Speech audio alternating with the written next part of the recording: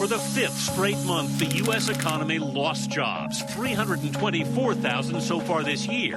A meltdown in the mortgage industry. This is the biggest point drop that has ever been seen in a day. The worst financial collapse since the Great Depression. This is cataclysmic. American workers were laid off in numbers not seen in over 3 decades. Whoever wins in November is going to come into office in January facing a deep recession, facing trillions of new liabilities. This is a once-in-a-half-century, probably once-in-a-century type of event.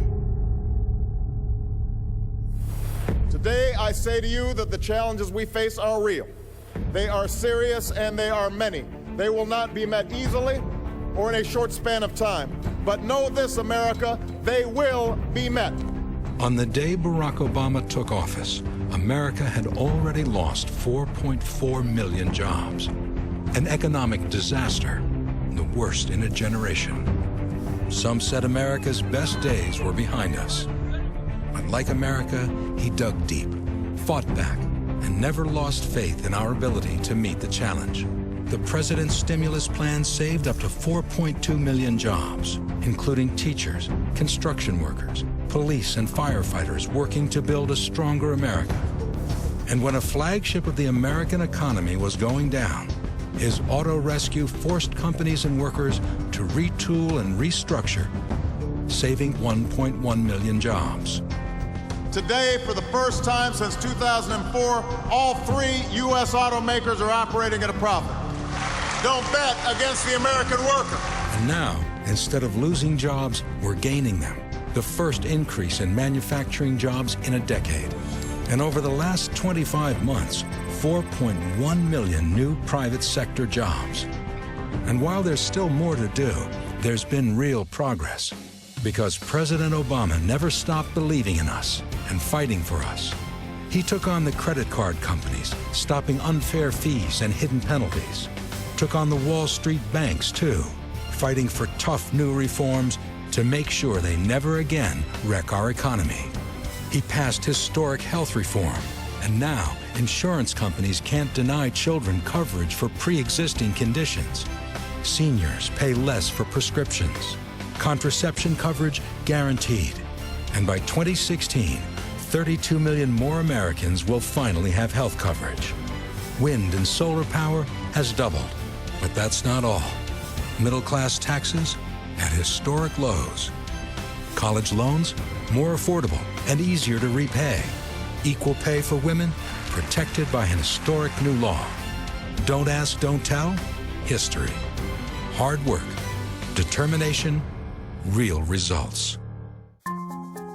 But instead of working together to lift America up, Republicans were waging a campaign to tear the president down. Virtually every Republican has decided to just say no to anything the president proposes. Put me in the no column. Vote no. Vote no. Republicans are getting a rap as the party of no. Yesterday, in the end, not a single Republican voted for the bill, and apparently the relative merits of the legislation had little to do with it. Our top political priority over the next 2 years should be to deny President Obama a second term.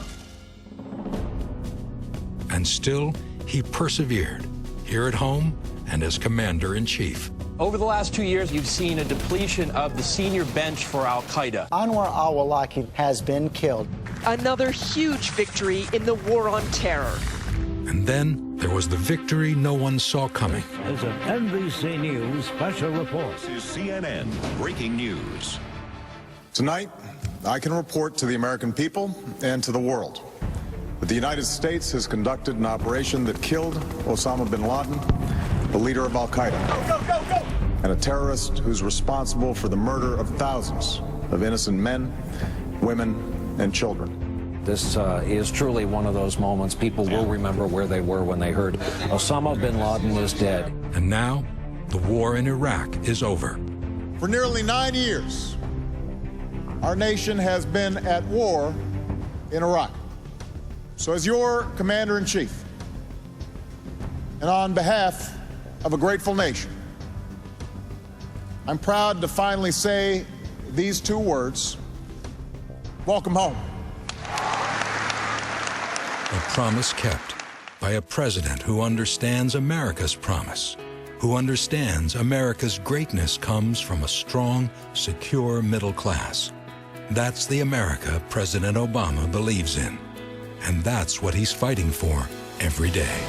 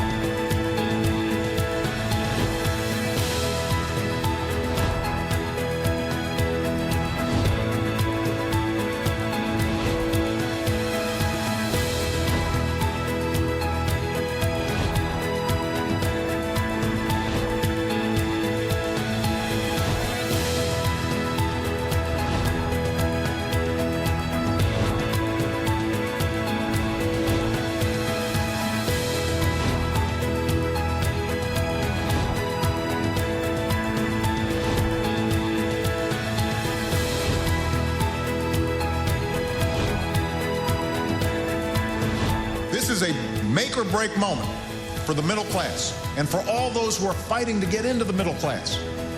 Because what's at stake is whether this will be a country where working people can earn enough to raise a family, build a modest savings, own a home, secure their retirement. I believe that this country succeeds when everyone gets a fair shot, when everyone does their fair share, when everyone plays by the same rules. And I believe America is on the way up. Thank you. God bless you. God bless the United States of America.